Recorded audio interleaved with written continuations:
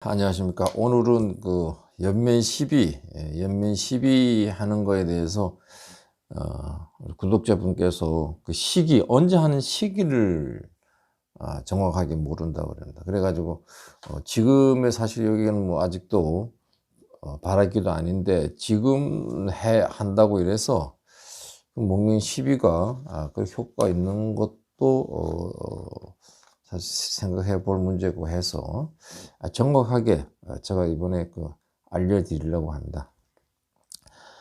우선 연면 시비를 하게 되면은 연면 시비 농도가 있겠죠. 농도 얼마큼 넣어야 되는지. 보통 보면은 이제 질소 같은 경우, 질소는 우리 요소입니다. 요소는 이제 0.5%, 그다음에 인산은 제1인산가리 0.5%에서 1%, 마그네슘은 항상 마그네슘입니다. 요것도 1%, 그 다음에 붕소 0.2에서 0.3%, 요렇게 되어 있는데, 요건 또 바로 그 육아기 때는 4월에서 5월까지 살포할 때, 이때는 50% 감량해서 살포해야 된다.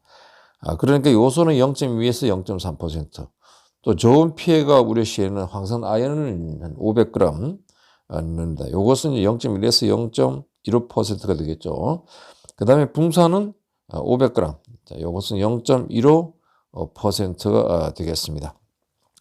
그래, 이러한 그 농도도 알아야 되겠지만, 언제 적기에 살포를 해야 되느냐 이거죠. 그리고 적기에 살포를 하지 않으면은 효과가 적습니다. 그래서 오늘 제가 적기에 한번 살포하는 것을 말씀을 한번 드리겠습니다. 우선 발화기 때, 발화기하고 전엽기 사이, 요 사이에는 과청력이 뾰족하게 나올 때입니다. 과청력이 뾰족하게 나올 때, 요때 이제 물 500리터에 요소 1리터, 그 다음에 항산 마그네슘 3kg, 붕소 500g, 냉해 발생 지역은 황산 아연 500g. 요것은 아까 그 비율, 농도와 그 비율을 맞춘 것입니다. 그래서 이렇게 해서 발화기 전엽기 사이에, 그러니까 과청력이 뾰족하게 나올 때 살포를 하면은 효과적이다. 이렇게 말씀드리겠습니다. 그 다음에 이 내용을 보면 요소는 이제 잘 자라게 하는 거죠. 그러니까 뭐 발화기 잎이 잘 자라게 나오게 하는 것이고, 그 다음에 항산 마그네슘은 그 잎에 대해서 이제 광합성 작용 잘 할 수 있도록 하는 것이고, 붕소는 이동 통로의 문을 열어주는 역할, 다시 말해서 과일이 커지게 할 수 있는 그런 역할을 하는 것이 붕소입니다. 그 다음에 냉해 발생 지역, 냉해 예방을 위해서는 이제 황산 아연, 이렇게 넣는 것이죠.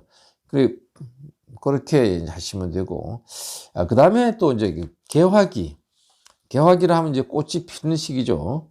요때 한 5월달 개화기에서 세포 분열 시기, 그 사이에 언제 칠 것인가는 이제 가원주께서 판단해야 됩니다. 그래서 세포 분열 시기라 하면 꽃이 만개해서부터 45일 육아기 시기입니다. 과일이 적을 때. 그러니까 이제 꽃이 개화하고 후에 뭐 45일이나 뭐 50일 정도 요 사이에 우리가 또 살포를 하는 것이 이제 황산가리 0.5%입니다. 황산가리 요 시기를 잘 알아셔야 되겠다, 이렇게 말씀을 드립니다. 그 다음에는 또 살포하는 것이 낙화기는 이제 꽃이 떨어지는 시기입니다. 꽃이 떨어지고 과일만 있을 때죠. 그리고 이제 마그네슘 0.5%. 그 시기에는 이제 5월 하순에서 7월 초가 돼요. 그래 이제 마그네슘은 한 2번 정도 살포해 주는 게 좋습니다. 그러니까 이제 14일 정도 간격으로 해서, 그러니까 5월 하순에 쳤으면 14일 있다가 7월 초 요 사이에 14일 간격이니까 그 날짜를 좀 적의 판단하셔가지고 하시면 되겠다, 이렇게 말씀을 드리겠습니다. 그 다음에 이제 칼슘을 치는 게 있어요. 칼슘. 연면 살포하는 칼슘이 있습니다. 칼슘은 너무 일찍 치면은 독록이 발생돼요. 그래서 칼슘은 개화 후 8주가 지난 다음, 뭐 6주에서 8주라고 이렇게 되어 있어요. 그러면 그냥 6주, 8주 정도 이렇게 딱 지난 다음에 물 500리터에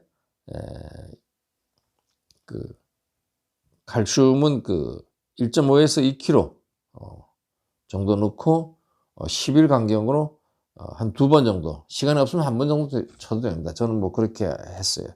그 다음에 수확 후에 수확 40일 전서부터 5 내지 6일 간격으로 해서 살포를 한 3, 4회 정도 이렇게 하시면은 그 연면 살포는 사실 다 끝난 거죠. 그런데도 이제 불구하고 또 이제 하고 싶어 하는 것들이 있어요. 영양제 치료라고 하는데 영양제는 사실 안 쳐도 되지 않나 이런 생각을 해봅니다. 영양제를 보면은 우리 비료를 살펴보면 이제 비료가 있죠. 비료 뭐 질소인산 가리에서부터 시작해서 또 그다음 마그네슘, 뭐 칼슘, 그 다음에는 이제 또 아미노산도 있고 미량 요소도 있습니다. 이런 것을 우리는 미량 요소는 여러분들 이제 뭐 한번 다 이렇게 살포했으면은 미량 요소나 영양제나 거의 비슷해요. 다 뭐 4종 복합비료를 가지고 만드는 거기 때문에.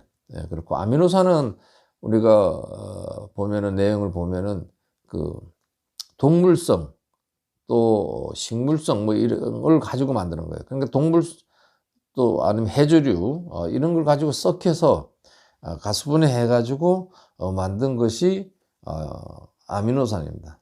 물론 아미노산 치면은 뭐 좋겠죠. 좋고 이것도 뭐 한 통에 뭐 9만 원, 10만 원 해요. 20리터 한 통에.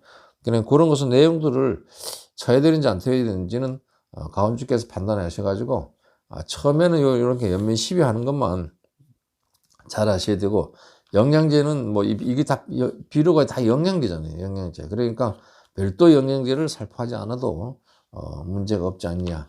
영양제 친다는 것은 결핍 현상이 보일 때 잎에서 보일 때 그것을 잎을 보고 판단하셔야 된다. 판단하셔야 하고 영양제를 줘야 되겠다. 이래 가지고 회복시키는 것인데 그 회복시키는 그걸 보면은 잎이 또 잘 자라게 한다는 것은 질소잖아요. 질소.